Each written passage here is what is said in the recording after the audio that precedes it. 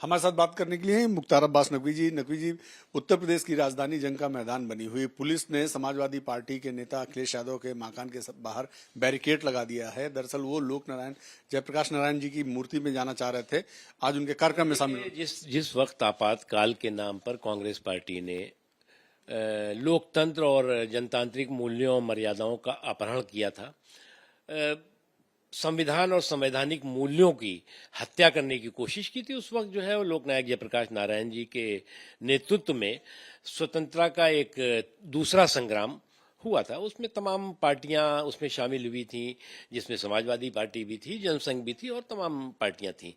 और उसका मुख्य जो लक्ष्य था कि गैर कांग्रेसवाद।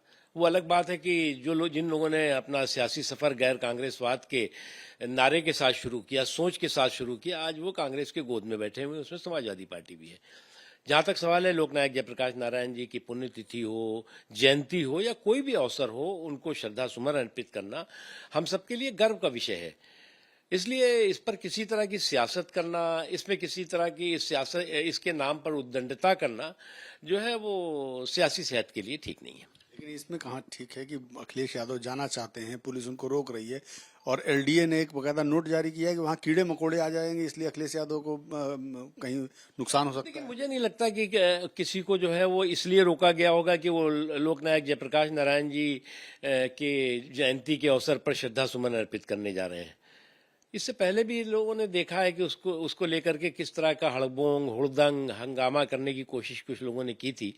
तो जो कानून व्यवस्था राज्य की रिस्पांसिबिलिटी है, शांति व्यवस्था राज्य की रिस्पांसिबिलिटी है, साथ ही साथ जो है वो आपकी जो लोकतांत्रिक स्वतंत्रता है वो है पूरी तरह से। तो हुड़दंग को रोकने के लिए ही पुलिस ने ये, अब वो मैं इसमें कुछ नहीं जानता वहाँ क्या हुआ, वो मशीनरी ज्यादा बेहतर समझ सकती है।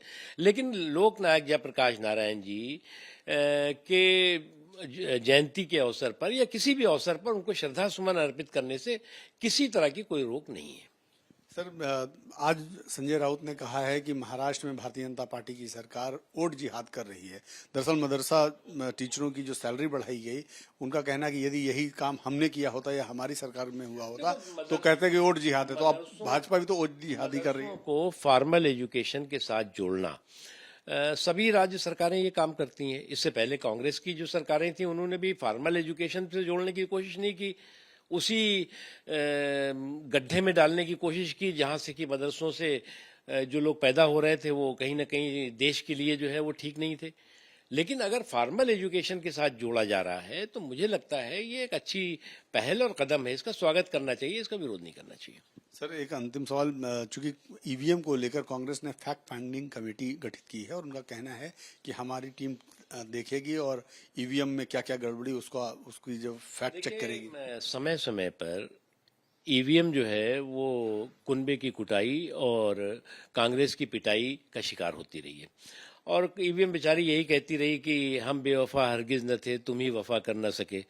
अब दिक्कत इनकी ये है कि जो धूल है वो इनके चेहरे पे चिपकी हुई है और धुलाई जो है वो आईने की करने की कोशिश कर रहे हैं। अरे कुछ इसमें क्या फैक्ट फाइंडिंग करना है? आप कांग्रेस के कार्यालय से निकलिए और हरियाणा के कार्यालय में पहुंच जाइए, आपको पता लग जाएगा कि आपके घमंडिया घराने का जो घमासान था वो इसके लिए जिम्मेदार है।